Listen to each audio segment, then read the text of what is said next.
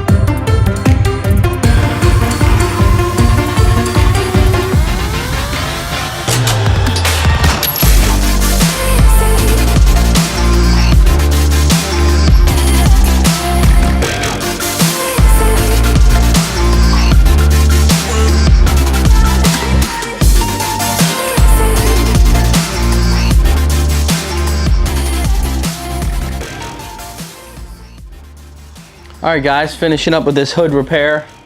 Turned out really, really good. He should be really happy with it. I was a little worried about cracking the paint in the front of that hood. It was older paint on that roll, but it turned out really good. I really appreciate you guys watching this. Like, subscribe. Remember, guys, keep it real. See ya. Hey guys, I'm here with Ryan. Just took care of my Civic for the second time. We've been friends for about 30 years, lifelong friend. Basically, I had a piece of metal come out of the back of a pickup truck, hit the hood in a really bad spot. Wasn't sure it was even fixable. I hit Ryan up, like I said, for the second time. He took care of it. Looks like nothing ever happened. Only guy I go to. Awesome job. And so check him out, RPS Dent Specialist.